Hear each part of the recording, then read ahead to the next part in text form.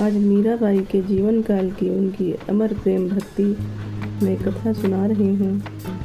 अच्छी लगे तो लाइक, कमेंट, शेयर, सब्सक्राइब कीजिएगा। आज हम आपको संत मीराबाई के जीवन की एक ऐसी सत्य और प्रसिद्ध कथा सुनाने जा रहे हैं जो यह सिद्ध करती है कि जिस भक्त की रक्षा स्वयं भगवान करते हैं उसका संसार कुछ भी नहीं बिगाड़ सकता। यह कथा केवल एक चमत्कार ही नहीं बल्कि अटूट विश्वास, प्रेम और पूर्ण समर्पण की है। बचपन से ही श्री कृष्ण की दीवानी मीरा राजस्थान के कुड़की गांव में राजघराने में एक कन्या का जन्म हुआ। उसका नाम रखा गया मीरा। एक दिन छोटी मीरा ने अपनी माँ से पूछा, माँ मेरा दूल्हा कौन होगा?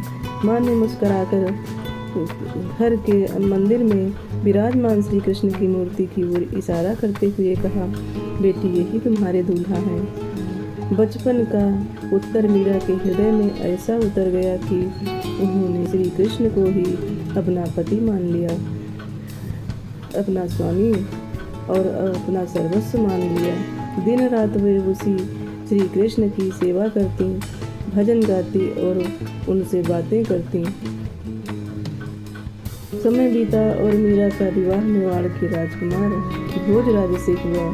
राजमहल की मर्यादाएं थीं, राजसी परंपराएं थीं, लेकिन मीरा का मन केवल श्री कृष्ण में लगा रहता था। वे राजसी आभूषणों से अधिक अपने गिरधर गोपाल के चरणों की धूल को मूल्यवान मानती थीं। वे साधु संतों की सेवा करती और मंदिरों में जाकर भजन गाती थीं। यही बात राज परिवार के कुछ लोगों को अच्छी नहीं लगी। मीरा के विरुद्ध षड्यंत्र धीरे धीरे विरोध बढ़ता गया। कुछ लोगों ने सोचा कि यदि मीरा जीवित रही तो राज परिवार की प्रतिष्ठा पर प्रश्न चिन्ह लग जाएगा। तब एक भयानक षड्यंत्र रचा गया। एक सुंदर स्वर्ण पात्र में विष भरकर मीरा के पास भेजा गया। संदेश दिया गया कि यह श्री कृष्ण का चरणामृत है। का अटूट विश्वास। मीरा ने पात्र को हाथ में लिया। उन्होंने उसे श्री कृष्ण की मूर्ति के सामने रखा। आंखें बंद करके प्रार्थना की, हे मेरे गिरधर गोपाल, यदि मेरा प्रेम सच्चा है, यदि मैंने आपको तन मन से स्वीकार किया है तो यह चरणामृत ही होगा। इतना कहकर मीरा ने पूरा विष का प्याला पी लिया। महल के लोग दूर खड़े प्रतीक्षा कर रहे थे कि अब मीरा गिर पड़ेगी, लेकिन कुछ भी नहीं हुआ। मीरा पहले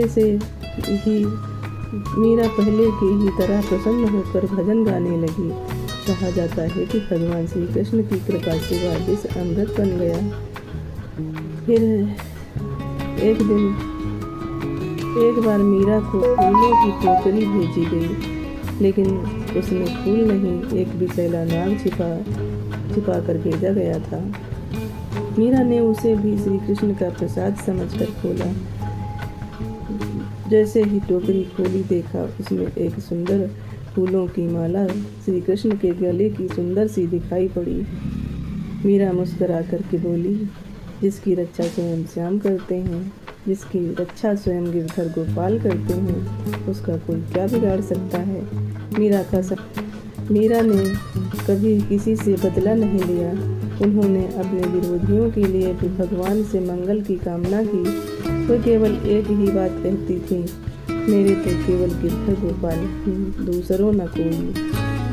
उनकी भक्ति दिन प्रतिदिन बढ़ती गई। राजमहल की दीवारें उनकी भक्ति को बांध नहीं सकी।